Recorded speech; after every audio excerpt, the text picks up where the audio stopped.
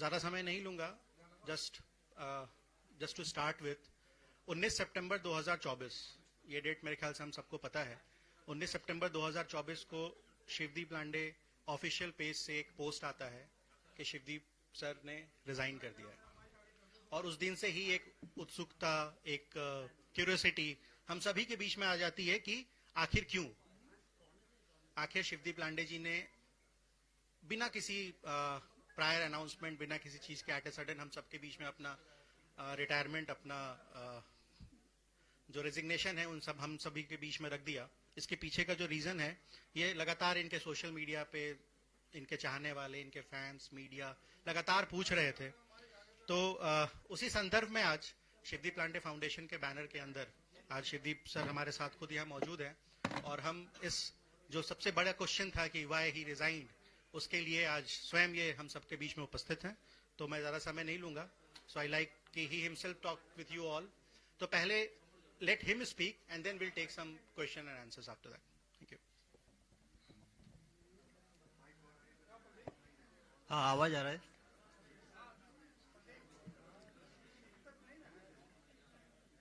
सबसे पहले मैं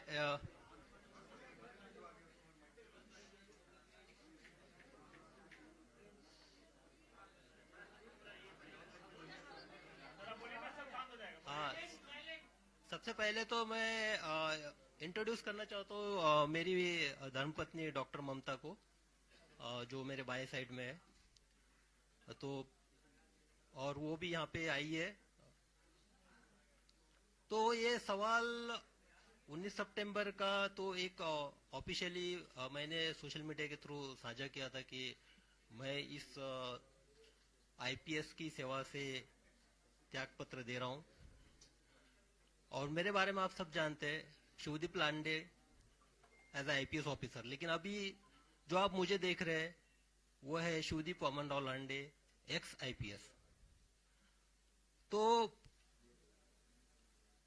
आईपीएस होने का सपना तो लाखों लोगों का होता है. लाखों युवा उसके लिए तैयारी करते हैं.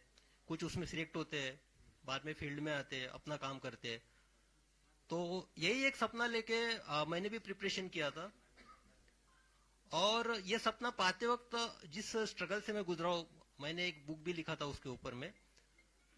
तो रॉकेल के दिए के नीचे पढ़ाई करते हुए मैं यहां तक पहुंचा था.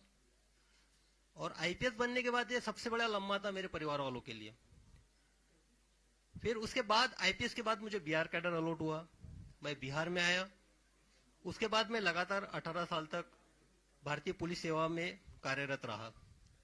तो सबसे पहले मैं तमाम मेरे अपने बिहार वासियों को धन्यवाद देना चाहता हूं, उनका शुक्रिया अदा करना चाहता हूं, जो कि उन्होंने मुझे इतना ज्यादा प्यार दिया, इतना ज्यादा मेरे प्रति विश्वास दिखाया. और दूसरा, आप लोग जो एक न्याय देने की प्रक्रिया के अंतर्गत मैंने लड़ाई लड़ी है सेवा में रहते हुए, उसमें आप सब लोगों का, मीडिया कर्मियों का बहुत बड़ा योगदान रहा है. और मैं खुले दिल से एक्सेप्ट करता हूं. तो अभी जब इतने स्ट्रगल के बाद एक आईपीएस मिला है और मैं आईजी रैंक पे था, इंस्पेक्टर जनरल रैंक पे. इसके बाद मेरे लिए अपॉर्चुनिटीज बहुत ज्यादा थी. मैं सेंट्रल में सीबीआई में जा सकता था, आईबी जा सकता था, आरएनडब्ल्यू जा सकता था, central paramilitary forces CISF CRPF है वहां पे भी जा सकता था. अपने आप का जो पर्सनालिटी ग्रोथ था वहां पे हो सकता था. लेकिन मेरा जो मन था वो एक तरह से बेचैन था. क्योंकि मेरा ये पर्सनल मानना है कि जीवन में जो आपकी धरती माँ होती है उसका आपके ऊपर कर्ज होता है. तो धरती माँ के एक माटी का कर्ज वो वहां होता है जहां आपका जन्म होता है, जहां आपकी परवरिश होती है. और दूसरा कर्ज आपके उस माटी का वहां पे होता है जो आपकी कर्म भूमि होती है. मैं मानता हूं कि मेरा जन्म महाराष्ट्र में हुआ. मेरा नाम शिवदीप मेरे माँ पिताजी ने रखा. लेकिन जो शिवदीप नाम है, इसको सही मायने में जो वजूद है, जो एक पहचान है, जो एक आइडेंटिटी है, वो मुझे बिहार ने दी और इस कर्मभूमि ने दी. तो जब मैं इस आइडेंटिटी को देखता हूं, मेरे शिवदीप नाम को देखता हूं, जिसने आप लोगों के माध्यम से भी पूरे देश ने जाना, तो मैं अपने आप के लिए, खुद के लिए नहीं जी सकता हूं।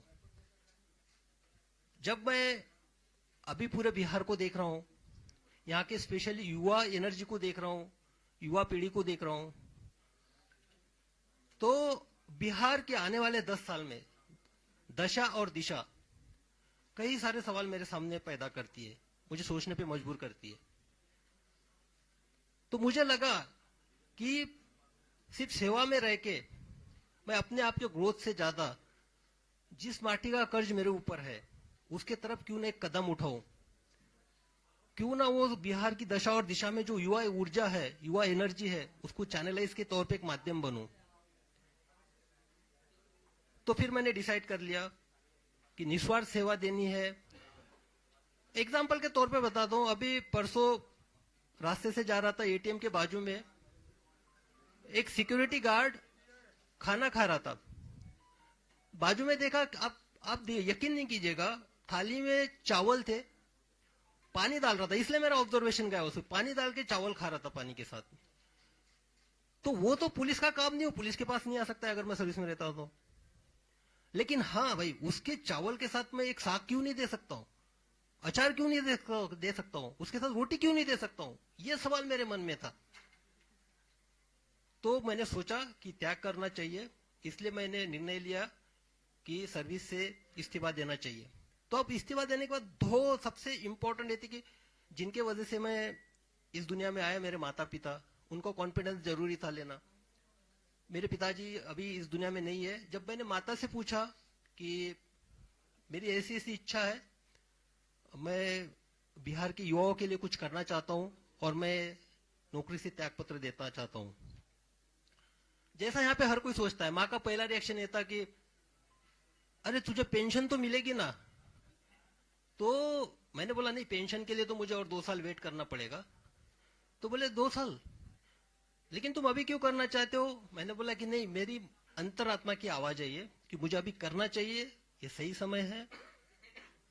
और दूसरी जो जिम्मेदारी, उसने फिर बोला कि नहीं, आप किसी का दुख दर्द बांटने के लिए जा रहे हो, जिसने तुमको पहचान दी वहां आप कीजिए। दूसरा जो रिस्पॉन्सिबिलिटी था जो मेरे वजह से मेरे लाइफ में है, एक तो मेरी पत्नी डॉक्टर ममता और मेरी बेटी वहां पे आर्रा जो बैठी हुई है, तो इनकी जिम्मेदारी भी एक होती है, तो इससे भी मैं भाग नहीं सकता था। जब मैंने मेरे पत्नी से पूछा कि ऐसा ऐसा मैं करने जा रहा हूं, तो क्या आप मुझे साथ दोगी? तो उसने हमेशा से मेरा साथ दिया है। उसने बेहिचक बोला कि आपको जो करना है कीजिए, बेटी की रिस्पॉन्सिबिलिटी मैं संभाल लूंगी, मैं सब कुछ देखूंगी। तो जब मुझे दोनों साइड से क्लियरेंस मिल गया, मैंने रिजाइन कर दिया और यहाँ पे मैं आपके सामने आज एक आईपीएस के तौर पे बैठा हूं, आपसे बात कर रहा हूं। अब मैं करने क्या जा रहा हूं, ये सबका सवाल है, सब पूछ रहे थे क्या करने वाले हो। तो मैंने पहले बताया था कि बिहार की जो दशा और दिशा 10 साल के बाद मुझे दिखाई दे रही है, वो मुझे बेचैन करती है, डिस्टर्ब करती है। लेकिन आप देखिएगा कि युवा एनर्जी, बिहार की युवा एनर्जी, आप ब्यूरोक्रेसी से लीजिएगा, देश के ब्यूरोक्रेट्स देखिएगा, आईएएस आईपीएस से लेके देखिएगा, डॉक्टर इंजीनियर्स देखिएगा, army, navy, air force, specialised scientist, सब तरह देखिएगा आप, सबको सब तरफ आपको बिहार की युवा दिखेगा, बिहार का टैलेंट दिखेगा। वाइफ मेरी एक इंडस्ट्री चलाती है, वहां पे जब भी स्किल्ड काम होता है या तो हार्डवर्क का काम होता है, वहां पे बाकी लोगों की हिम्मत नहीं होती है, लेकिन वहां पे बिहार का स्किल्ड आदमी काम करता है, स्किल्ड इंजीनियर वहां पे आता है। तो मुझे ये महसूस हुआ कि जो बिहार देश के निर्माण में, देश के भविष्य में इतना योगदान करता है, हर फील्ड में करता है, बाहर में करता है, लेकिन बिहार के अंदर में क्यों नहीं? बिहार में जो युवाओं का जो सिचुएशन है, वो स्टेटस को क्यों है, यानी जैसे थे सिचुएशन में क्यों है? तो मुझे इस सवाल का जवाब खोजना है, इसलिए मुझे लोगों के बीच में जाना है, युवाओं के बीच में जाना है, उनसे मुझे जानना है। और मैं जा इसलिए भी रहा हूं कि मुझे हजारों मैसेजेस आते हैं, युवा जो है मुझे या तो एक प्रेरणा के तौर पे देखते हैं कि रोल मॉडल की तरह के मुझे इस तरह से बनना है, और दूसरा एक उम्मीद भी रखते हैं कि मैं समाज के लिए कुछ करूंगा। तो युवा, तो उनके जो मैसेजेस होते हैं, उनका ये बेसिक ये रहता है कि सर हमको आपसे मिलना है, हमको आपको हमारी समस्या बतानी है, हमको हमारे आइडियाज आपसे शेयर करने हैं, हम क्या करना चाहते हैं हमको बताना है। तो मुझे लगा कि मैं तो अभी उसी फील्ड में था, यानी ब्यूरोक्रेसी में था, टेबल के इस पार था। तो टेबल के इस पार अगर बैठ के सुनूंगा तो कोई मतलब नहीं है, तो और उनको बुलाऊं मेरे पास, ये भी कोई मैटर नहीं करता है। तो मैंने डिसाइड किया कि उनके पास जाना चाहिए, जो धरातल से मुझे मैसेजेस आते, जो मेरे साथ कम्युनिकेट करते, जो संदेशा भेजते, उनको मिलना चाहिए। डायरेक्ट मिलके उनसे समझना चाहिए कि क्या हो सकता है, उनकी सोच क्या है, सोच में बदलाव कैसे लाया जा सकता है। तो एक एक उसी तौर पे मैं अभी निकल पड़ा हूं, युवाओं से मैं मिलूंगा। और इसके मेरे जो एक रन फॉर सेल्फ है, एक रन फॉर सेल्फ ये मेरा इंडिविजुअल है, मैं निकल रहा हूं मिलने के लिए। तो इसमें मेरे 3 प्रिंसिपल्स है बेसिकली। पहला तो ये है कि देखो, आप फिट है, मैं भी फिट हूं, आप फिट है तो आपका परिवार भी फिट है। और सबसे बेसिक जो है पूरे इसका रन फॉर सेल्फ का फाउंडेशन ये है, मैं किसी को क्रिटिसाइज नहीं कर रहा हूं, ना मुझे किसी सरकार पे बात करनी है, ना मुझे व्यवस्था पे बात करनी है, ना मुझे किसी की कमियां गिनानी है, ना मुझे किसी के पॉजिटिव निगेटिव पॉइंट्स गिनाने हैं। मुझे सिर्फ ये बताना है कि भाई आप इंडिविजुअली अपने आप में क्या बदलाव ला सकते हो, और वो शुरुआत अपने आप से करनी है। तो उसी के तौर पे बदलाव आपसे तभी चालू होगा, आप पहले फिट हो गए। फिट होने में इतना मतलब नहीं कि आपको कुछ बॉडी वॉडी बनाना है या ये करना है। फिट मीन्स आप फिजिकली कितने फिट रह सकते हो। मैं भी जो सेवा दे पाया हूँ फिटनेस के तौर पे दे पाया हूँ, एक निरोगी के तौर पे। इसलिए मेरे एक इसका पार्ट ये भी है कि मैं 20 किलोमीटर दौड़ूंगा। जो पूरे बिहार का मेरे सामने एक प्लान है, उसके हिसाब से मैं 20 किलोमीटर एक जगह दौड़ूंगा, बाद में दूसरे डिस्ट्रिक्ट में दौड़ूंगा, हर जिला को मैं टच करूंगा। और उसके साथ दूसरा जो है, आप मेंटली फिट भी होना चाहिए, साइकोलॉजिकली फिटनेस चाहिए। यहाँ पे वो जो स्टेटस को की मैं बात कर रहा हूं, जैसे थे सिचुएशंस की, तो भाई मैंने देखा है, आप लोगों में एनर्जी देखी है। मैं जब पटना से ट्रांसफर हो गया था मेरा, why Patna is crying for this cop, एक आर्टिकल छपा था नेशनल लेवल पे, टाइम्स ऑफ इंडिया में, हाहाकार मच गया था, लोग रो रहे थे ट्रांसफर के बाद। और वो लोग कौन थे? वो लड़के थे, स्टूडेंट थे, जो 14 दिन तक 4 या 5 डिग्री सेंटीग्रेड में अपना अनशन पे बैठे थे 9 दिन तक। तो क्या था, उनका मैंने पासपोर्ट बनाया था या किसी को मैंने केस से निकाला था, उनके लिए मैंने क्या किया था। लेकिन वो मेरे लिए सामने आए थे, उन्होंने एक अपना एक रेजिस्टेंस दिखाया था कि ट्रांसफर के प्रति। उनके जो आंसू है, वो आंसू मेरी जिम्मेदारी और बढ़ाते हैं। देखो, आपका कोई खून का नहीं है, आपका कोई रिश्तेदार नहीं है, आपका कोई सगा सोरा नहीं है, और आपके लिए रो रहा है, तो जिम्मेदारी और आप पे बढ़ती है। और उसके बाद तो मुझे ये जानना है कि जो एक डेडिकेशन है, एक साहस है, जो मुझ में मैं युवाओं में भी देखना चाहता हूं, इसलिए उनको साइकोलॉजिकली भी फिट देखना चाहता हूं। तीसरा सबसे इंपॉर्टेंट जो एस्पेक्ट है मेरा, वो है अवेयरनेस का। मैं युवाओं के बीच में जाऊंगा, युवाओं को मेरी अपील है, देखिए, ये अगर 10 साल हम अपने आप में बदलाव नहीं लाएंगे तो आगे वाली 10 पीढ़ियां हमको माफ नहीं करेंगी। शायद आपको माफ कर देगी, लेकिन मैं जिस इंटेंशन से निकला हूं, मुझे लगता है कि मैं तो पाप कर रहा हूं फिर, अगर मैं कुछ नहीं कर पाया तो। मैं जिस माटी ने मुझे नाम दिया है उसके साथ मैं गद्दारी कर रहा हूं, तो मैं उस इंटेंशन के साथ निकला हूं। तो लोगों से इंटरेक्शन करना है, स्पेशली युवाओं से, जो 10 साल के आगे की जनरेशन को एक नए मुकाम पे जाए, बिहार की दशा दुशा को बदलने की कोशिश करे। और उनसे बात करते हुए उनके आइडियाज आएंगे, उनके प्रॉब्लम सुनने में आएंगे, सर आएंगे, तो मिलके बैठते हैं, मिलके चलते हैं। ये सफर हम सबके साथ का है, युवाओं का और मेरा सफर है ये। मैं आपके साथ में रहूंगा। जब प्रॉब्लम सामने आएंगे तो उसका सोल्यूशन भी हम ही लोगों को खोजना है, हम ही लोगों को साथ लेके आगे बढ़ना है। तो इसी के लिए ये 3 प्रिंसिपल के तौर पे मैं निकला हूं। और मेरे कर्म भूमि की शुरुआत मुंगेर से हुई थी, प्रोबेशन पीरियड भी वहां पे था, और वहीं से मेरा जो बिहार की जनता ने प्यार और मोहब्बत देने की कोई शुरुआत वहीं से हुई थी। तो मेरा जो शुरुआत होगा 4 तारीख को मुंगेर से होगा। मैं कुछ नहीं करने वाला हूं, मैं सिर्फ लोगों से मिलना हूं, उन सुनने जा रहा हूं, बस उनकी पल्स देखना चाहता हूं, क्या कहते हैं, क्या है उनकी एक्सपेक्टेशन है, क्या करना चाहिए, क्या होगा कि ये जो दशा और दिशा बदल जाए, क्या होगा कि जो हम भारत निर्माण में बाहर के सब स्टेट के निर्माण में इतना आगे है लेकिन यहाँ पे क्यों नहीं है। तो ये एक है। उसके बाद देखिए, मेरे जब भी मैं एसपी था तो आप सबको पता है, सबने कवर भी कर लिया। एक तो क्या, मैं जिस चेयर पे बैठा था, सामने वाला जो कंप्लेनेंट जिस चेयर पे बैठेगा उसी चेयर पे मैं बैठता था। मैंने कभी भी टॉवेल वाली चेयर और ये चेयर पे एसपी शिप में मैं बैठा नहीं हूं, क्योंकि वो समानता होती है। ये जो है सिर्फ एक एडमिनिस्ट्रेटिव में वहां पे पोस्ट पे था, लेकिन मेरे लिए सबसे इंपॉर्टेंट था जिसकी मैं सेवा दे रहा हूँ, उसको भी फील होना चाहिए इक्वालिटी का। तो मेरे यूनिफॉर्म का एक ही प्रिंसिपल था, यूनिफॉर्मिटी इन एक्शन। मेरे सामने मैं इंसानियत को देखता था सिर्फ। मेरे लिए धर्म, जात, रिलीजन, उसका क्षेत्र ये मैटर नहीं करता था, और सब लोग जानते ही। और दूसरा था यूनिफॉर्मिटी इन पर्सनैलिटी। मैं सबके लिए अवेलेबल था, जो अंदर था वो बाहर था, जो था मुंह पे था।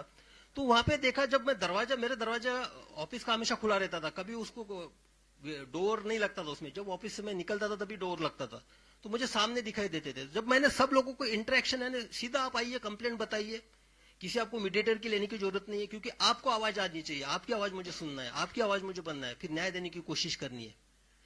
तो इसी तरह मुझे लगा कि किसी के थ्रू नहीं बात करते, जो बात करनी है सीधा बात करते हैं। इसलिए एक ऐप डेवलप किया, और मैं बता देना चाहता हूं कि ये जो ऐप डेवलप किया उसका नाम है कनेक्ट विद शिवदीप, और वो बिहार के लड़कों और लड़कियों ने किया है। उन्होंने किया, बिहार के लड़के और लड़कियों वो सामने आए। जब मैंने उनके सामने एक आइडिया रखा, बोले कि नहीं सर हम डेवलप करते, तो उन्होंने कनेक्ट विद शिवदीप नाम का ऐप नहीं किया। उसमें आप डायरेक्ट कनेक्ट मेरे साथ हो सकते हैं, आप आपकी समस्याएं रख सकते हैं, क्योंकि बाकी जो इतने सारे प्लेटफॉर्म हो गए उसमें मैं फोकस नहीं कर पाऊंगा, तो इसमें मुझे एक आइडिया आ जाएगी। तो कनेक्ट विथ शिवदीप का जो ऐप का जो है वो भी आज ही लॉन्च उसका ऑलरेडी हो चुका है, गूगल प्ले स्टोर पे आ चुका है। उस पर भी एक है कि आप मुझसे उससे कनेक्ट हो सकते हैं। तो बस यही है। और एक कंक्लूडिंग रिमार्क मैं यही बोलना चाहता हूं। देखिए, मैं सिस्टम की साइड में था, टेबल की साइड में मैं सब जानता हूं, हर विभाग के बारे में सब जानता हूं मैं, क्या होता है क्या नहीं होता है, किस तरह से होता है, और उसका इलाज भी जानता हूं, किस तरह से होना चाहिए, क्या नहीं होना चाहिए, और कैसे काम करवाना है करके। अब टेबल के उस टाइप में लोगों के साथ, यानी स्पेशली युवाओं के साथ जुड़ के देखना चाहता हूं। और भाई मैंने यूनिफॉर्म छोड़ा है, खाकी छोड़ी है मैंने, यानी खाकी मेरे ये निकली है। लेकिन जब मैंने डेडिकेशन और एक इंटीग्रेशन के साथ, इंटीग्रिटी के साथ जो काम किया है ना, ये खाकी अब मेरी चमड़ी बन चुकी है। मेरे ऊपर खाकी का यूनिफॉर्म नहीं है, लेकिन अंदर मैं खाकी हूं, मेरे इसमें सब यूनिफॉर्म है। तो बस उसी तौर पे अब निकल पड़ा हूं। अब आप लोगों का हमको सहयोग रहेगा। मैं आपके माध्यम से अपील भी करना चाहूंगा, जो बिहार की दशा और दिशा 10 साल में बड़ा बदलना देखना चाहते, अपने आप में बदलाव लाना चाहते, कृपया वो हमसे जुड़े, हमारे साथ सहकार्य करे। हमको बिहार बदलना है, क्योंकि ताकि अगर ये 10 साल हम कर पाएंगे तो आने वाले 10 नस्लें याद रखेंगे कि नहीं, उस जनरेशन ने किया था। और आप सबको जानते हैं कि मेरा निस्वार्थ रहता है, स्वार्थ इसके पीछे कुछ है नहीं। तो बस सर आपने कहा कि मैंने फांसी छोड़ी है, तो क्या फांसी पहनेंगे क्या निकट भविष्य में? भाई सबसे पहली बात है कि मुझे पहले लोगों से मिलने तो दो, पर्स तो जानने दो लोगों का, क्या उनका क्या कहना है ये तो सुनने दो। मैं तो टेबल की इस पार था, अभी जाने दो। मैं अभी तो निकला हूं मैं। मोटिव ये नहीं होता है, मोटिव होता है निस्वार्थ सेवा, निस्वार्थ सेवा। सेवा का स्कोप उसमें और ज्यादा है खादी पहनने में। खादी के बाद सर आपकी और जिम्मेदारी जो है पूरा कर सके, ऐसा भी तो। देखिए ये जो है ना, ये इस पे नहीं, मुझे पहले पल्स देखने दीजिए यंगस्टर्स की क्या है। यंग जनरेशन यही है, पता है यही है कि पहले से अभी जैसा कि अब ब्रेकफास्ट आप कर रहे हो, ब्रेकफास्ट के बाद भी लंच की भी खाना चाहते हो, डिनर भी खाना चाहते हो, तो बदहजमी हो जाएगी। पहले भाई देख तो लीजिए आपका पेट का साइज क्या है, आप पचन कर सकते हो कि नहीं कर सकते हो, उसको पहले देखने तो जी युवाओं में क्या एनर्जी है। युवाओं का वो स्टेटस को में है ना फिलहाल में, जैसे थे में, बाहर जाने के बाद एकदम ब्रॉड हो जाता है, और यहाँ आने के बाद एक उनकी मानसिकता के साथ ये हो जाता है, तो उसको एक एक करके वन बाय सामने आपको पता है कि बिहार में बेरोजगारी है, पलायन करते हैं लोग, बाढ़ का इलाका है, सारी समस्याएं आपको पता है। तो फिर ये जा करके लोगों से बात करने, रिपोर्ट आपके सामने होगी, चीजों को देख सकते हैं, पढ़ सकते हैं, किसी पार्टी की विचारधारा होगी जिससे आप प्रभावित होंगे। घूमने का मकसद क्या है कि आप नेता बनने जा रहे हैं? चाहता हूँ आपका समस्या सुनाए, फिर आप चुनाव लड़ेंगे, यही टारगेट होगा आपका? नहीं, ये आप गलत बोल रहे हैं कि किसी विचारधारा से आप प्रभावित होंगे, उसी किसी पार्टी का, ये तो आपका भ्रम है भाई। हम किसी पार्टी की विचारधारा से प्रभावित नहीं है, हमारी अपनी विचारधारा है इंडिविजुअल। तो जो होगा हम अपनी विचारधारा के साथ जाएंगे। बिहार की युवाओं का आपको उम्मीद है सर, आप जानते हैं सर आपका सर बिहार के विकास को लेकर सर 3-4 पॉइंट को लीजिए। बिहार के विकास का कोई तो माइंड मैप होगा सर। बिहार के विकास का अभी पहले मुझे मिलने तो दो लोगों से, तो अब इसीलिए तो मैं निकल पड़ा हूँ। मेरे माइंड में क्लियर है, एक साइड तो मैं जानता हूँ, टेबल की इस साइड में जाता हूँ, वो मुझे पता है। आप हेल्थ सेक्टर लीजिए, एजुकेशन सेक्टर लीजिए, उसके बारे में मुझे पता है कुछ भी।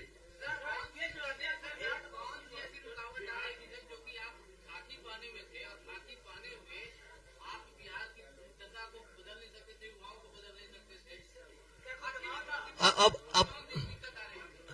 दिक्कत तो स्पेशली अभी मैंने एक एग्जांपल बताया था सिंपल सा। वो जो है जिसके थाली में है सिर्फ चावल और पानी से के साथ चावल खा रहा था, वो उसका पुलिस से क्या रिलेशन है? वो पुलिस के पास आएगा, उसका पेट भरना है ना मुझे सबसे पहले। तो हाँ, लिमिटेशंस तो नहीं बोल सकते हैं। हाँ, नौकरी छोड़ा, क्या लगता है कि नौकरी में रह करके आपको स्वतंत्र रूप से काम नहीं करने दिया गया और इस वजह से आपने छोड़ा, वजह क्या रही? और भविष्य में खादी या खाकी में, खादी तो आपने छोड़ दिया, क्या खादी की तरफ रुख करेंगे? मैं पहले क्लियर चुका हूँ, एक माटी का कर्ज उतारने के इसमें एक मेरा पहला कदम है। और मैंने खाकी छोड़ी है, मेरी चमड़ी खाकी की है, मैं खाकी रहूंगा, मेरा जो फंक्शनिंग होगा वो खाकी का ही होगा, एक्शन भी मेरा खाकी का ही होगा। ये जरूरी नहीं, मेरे कर्तव्य जो है खाकी में जो मुझे कर्तव्य सिखाए वही मेरे कर्तव्य होंगे। नौकरी क्यों छोड़नी पड़ी, ये सवाल तो भी है। नुक- माहौल सही नहीं था आपके जैसे लोगों के लिए काम करने के? नहीं, मैंने तो बताया, ये मेरा सिर्फ डिसीजन था, व्यक्तिगत निर्णय था।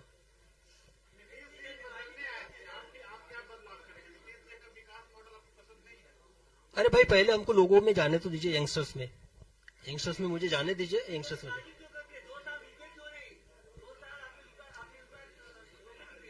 हाँ, जल्दबाजी ये आपको लगता है, आपकी अपनी सोच है, मुझे नहीं लगता कोई जल्दबाजी हुई है। चलो, थैंक यू। और सबसे ये मैं कहना चाहता हूं कि हर चीज को एक पॉलिटिकल एंगल से मत देखा कीजिए। और ये तो मैं क्लियर कट अभी बता देना चाहता हूं कि जो भी बाहर रूमर्स चल रहे हैं, मैं किसी के साथ जुड़ने वाला नहीं हूं। ठीक है, थैंक यू।